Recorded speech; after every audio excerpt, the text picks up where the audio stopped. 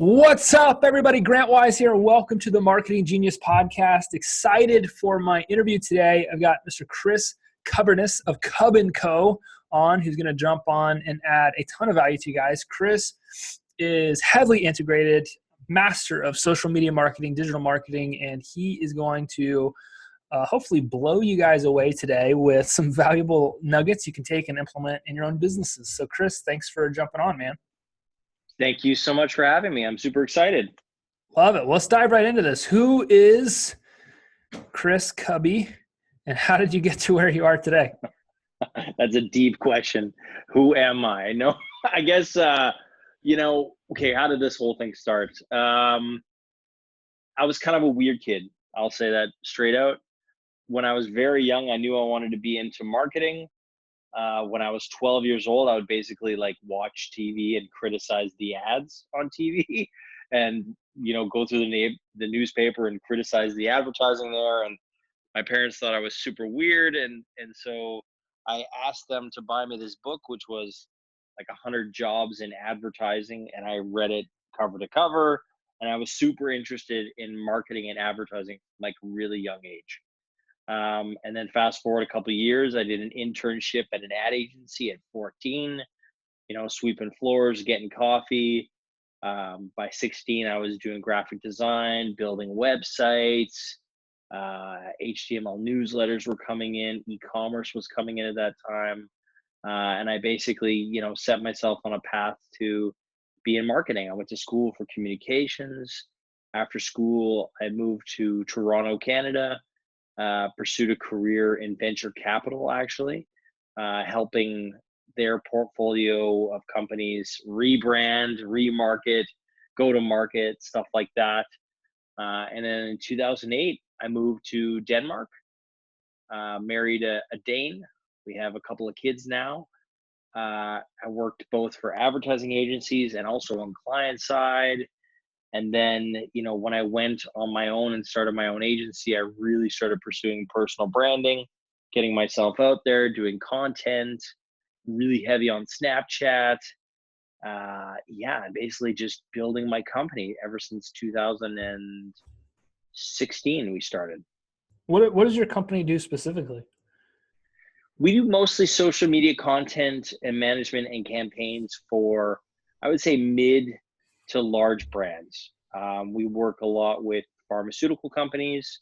Some of the largest pharmaceutical companies come to us for content, but we also do a lot of fast-moving consumer goods as well, B2B as well. It's kind of actually a really broad mix of clients. So we do social media content, campaigns, and management. Nice. What's the best way to create really engaging content here, October 30th, 2019? That's a good question. I mean, I don't want to give the whole consultancy cop-out question, it depends, but oftentimes it does. I think the best kind of content is where you really understand the audience. You understand the people that you're trying to target, and you're mixing context with content, meaning highly engaging content, but within a context that really works for that audience. And I would say the best method to find that out is actually testing. A lot of people talk about the great marketing powerhouse that is Facebook, and I'm going to reiterate that or echo that statement, is that with Facebook or Instagram ads, you can A/B split test everything and find out what content is working for your audience right now within the next 24 hours, and it costs so little. So I would say what's working right now in terms of social media content is stuff that works really focus on what's working for your audience and test the hell out of it. What am I looking for when I'm doing these tests? Am I looking at numbers on a report? Am I paying attention to what gets me the most communication back? What am I looking for when I do these tests? Normally it's really depending on what you're going for. I mean, a lot of companies will look at reach. I look at shareability. So when we go through our client stuff, we're looking at engagement and shareability, which is basically, are people commenting, discussing, creating conversations around the product, the brand, the content and are they sharing it? Because that's where you're going to get a little bit of virality, and I hate using the term, but that's where you're going to get your greater reach, your greater impressions, and actually, when it resonates with somebody, when they care about the content, they're going to share the content. If they don't care about it, then they're just going to pass by it and maybe not even give it a like. So a lot of people will focus on views. We don't look at those numbers that much. That doesn't mean that much. For us, it's really about engagement and shares. Nice. So, say I'm a realtor. That's who most of our listeners are. Mm. What information, and this is like the number one question that most realtors will turn around and ask you. You'll say, create content on Facebook or Instagram or YouTube, wherever your customer is. Okay, what do I say? What content? What do do you I say? talk about? Yeah. How do I do that due diligence? Like, how do I get what you're saying, put stuff out there, split test it, but I want to go like a level deeper to that. How do I know what to split test? Where do I go try to find this information that tells me what my customers or my followers are going to want to hear from me? This is really about being in the tribe. So for example, if you're a realtor, you're talking with customers all the time. You're talking with people that are buying houses, right? And I assume that's the audience that you want. You want people buying houses and people selling houses. And if you're in the tribe, if you're in the community of buying and or helping people buy and helping people sell their homes, you already have a sense of what are the hot topics. Like, what are they asking you? What are they searching for when they come to you? And if you're not paying attention to those things, you really should. You should start writing those things down and saying, oh, you know what? They asked me a lot about mortgage financing. They asked me about, um, what is the, I don't know, what is the neighborhood like? What are the schools nearby? Whatever it is, like how much is this per square meter? All those, or square foot, sorry. I'm living in Denmark now, so it's always square meter. But so, if you really sit down and you think about what are the common things and common challenges that home buyers and home sellers face, then you try to create your unique content based on that. And you really have to look at what is your competitors doing in terms of that content, and how can you provide something better or different. It doesn't even need to be better. It just needs to be a different angle into it. So Maybe you're your saying, competitors, yeah, go ahead. well, sorry, go ahead, finish your. No. I was just going to say, maybe they're doing very dry content. Maybe it's very public service announcement type of content. Maybe Yeah. you could spice it up a bit and do something a little bit more entertaining. So what you're saying is basically use your everyday experiences as a real estate professional as your content topics. Yes, absolutely. And I think you can also take it one step further, because you can look at the real estate industry. You can look at any industry, like specifically mine, marketing. And there's a lot of marketers that are, full of hot air, and there's a lot of, traps that people can fall into if they're not careful about what advice to take. And I get that, like, that's hard. There's a lot of advice everywhere. And I think as a real estate agent, or as somebody in that type of environment, you can really stand out by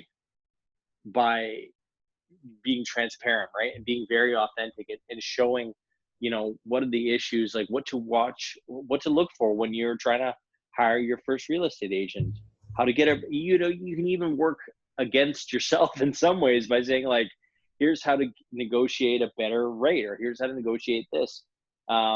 Here's how to deal with the, this type of realtor. Here's how to deal with that type of realtor. If you really want to be in the community and help potential customers, then you kind of also need to look at your industry as a whole and say, how can I improve this industry? How can I do better across the board? And that's a really good place to start. I love it. When you're developing a brand, what does that mean? What's that mean to you? What's a brand? Let's define that. Yeah, that's a difficult one. I think people have struggled with that for years. I really like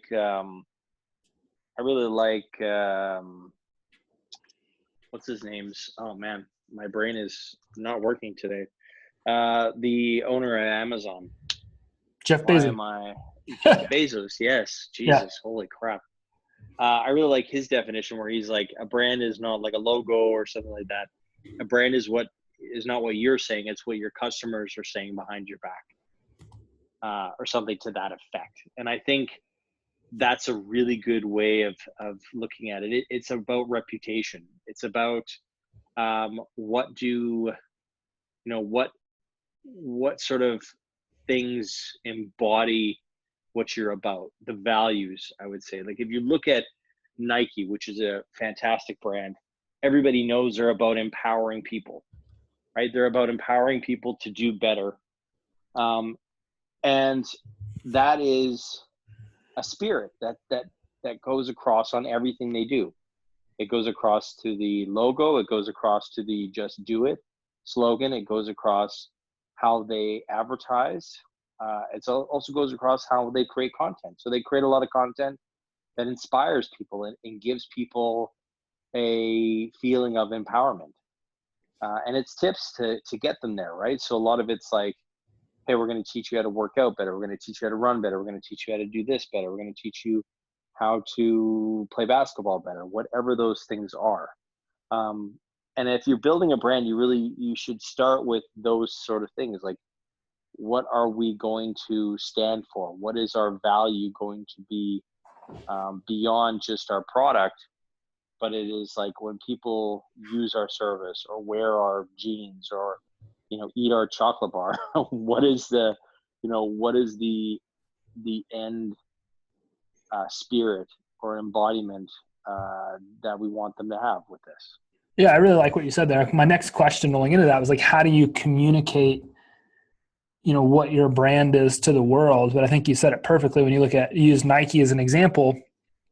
If their brand is basically empowerment, empowering people, and their their commercials, their graphics, their social channels, like everything communicates how to, maybe empower yourself or those different types of things. So I think that's a great way to look at, a real estate agent developing a personal brand, figuring out what you want your brand to really be defined as, like what your goal is there, and then you're really simply just communicating that in maybe the videos you create or the memes you build or the Yeah. experiences that you try to get people to have.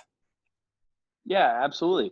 Like, and it's not going to be the same for everyone. Like, say you're a real estate agent, you're like, I want people to have a lot of fun when they buy a house. I want this to be a fun experience. A lot of people think it's a stressful experience. It's hard. You got to go out to these places. It's stressful. Maybe you're like, I want to be the calm, or I want to be the fun, or I want to be the serious real estate agent, or I want to give people a sense of, maybe that's an empowerment thing as well. And people feel empowered when they're buying their house. I don't want them to feel confused. I want them to feel like they have this in full control.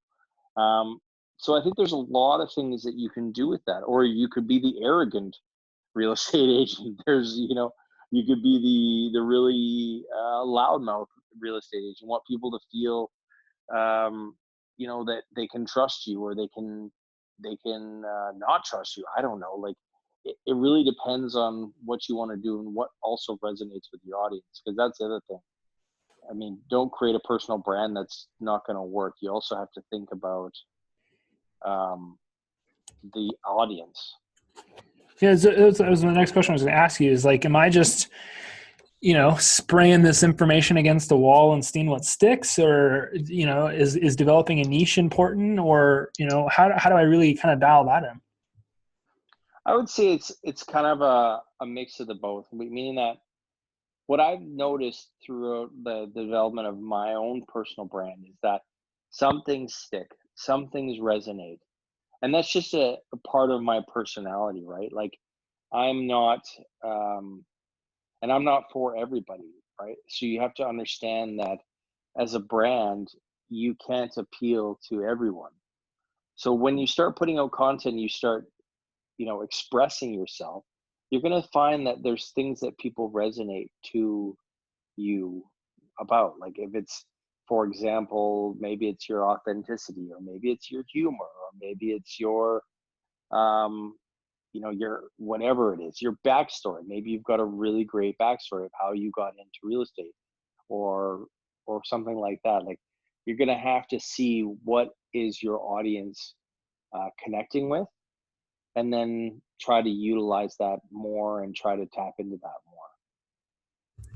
I love it, man. How do I give me some tactical advice here? I've developed kind of my avatar and gotten a great idea of what I want my personal brand to say about me and how I want to communicate that.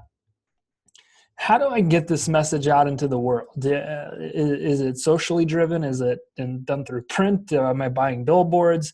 Give me some tactical advice in today's modern world. What's the 1, 2, 3? What do I need to do first, second, third to go start really connecting with my audience? I would say there's many ways about it. I think what's worked well for me is going to social first. I think that the medium of just basically video on Instagram stories and Snapchat has really helped my brand a lot. I would say those are great places to start. I think Facebook is also a fantastic place because you're probably getting more of the home buyer demographic on these locations, like versus going out on TikTok, for example, or going out on, LinkedIn would probably also be very good, but it is still a very much a CV business, even though that's changing quite a bit. I have seen some successful real estate agents doing some work there as well. But I would say, like, go to social first, start putting out content, seeing what's working, really connecting with your audience, and then taking that a step further, meaning, like, once you find out what pieces of content are resonating, expand upon them. So, for example, say you did some, an Instagram story about how to choose a right home inspector, or what kind of different mortgages are out there that are interesting, or what are the hot areas in your area that you should be looking at buying a house in. All these types of things, like, and just seeing which resonates with an audience, and then from that, building upon that. So you could go to a blog post, you could go to a podcast, you could say, okay, now I'm going to do a PDF guide on this. So there's some lead gen content here.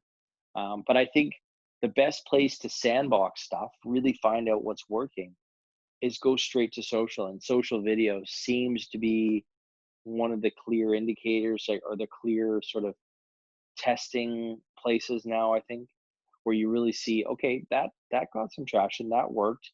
People commented, people DM me. Looks like this could be a winner for some additional content. And then building it out from there and doing it over and over and over again, and trying to milk the hell out of whatever you've done. I love it. Man, I really appreciate you stopping by today and adding a ton of value to our following. What's the best way that somebody could turn around and connect with you and ask you more questions? I think Instagram is the best. I think if you come find me at Instagram.com/Chris Cubby, which is ChrisKubby, and DM me. Let me know you heard this episode. Say, hey man, I heard you on the podcast, and would love to connect. And I'll follow you back, and we can have a chat there. So if you're listening, hit me up, DM me, slide into my DMs, and we'll connect. Love it, man. I really appreciate you stopping by. There's a ton of incredibly valuable information, insight, and information somebody could take and go apply in their business. If you're listening to this podcast today, I hope that you do those things. More specifically, I hope you follow Chris, continue to engage with him, and we'll make sure that we link up all the ways that you can connect with him in the show notes. Thanks again, Chris, for stopping by, man. I really, really appreciate you taking the time. It means a lot. Thanks, Grant. Thank you so much. Yeah, thank you guys for continuing to listen to the Marketing Genius podcast. Continue to check us out on our website, rate us on iTunes and Google Play. We'll see you on the next episode. Peace.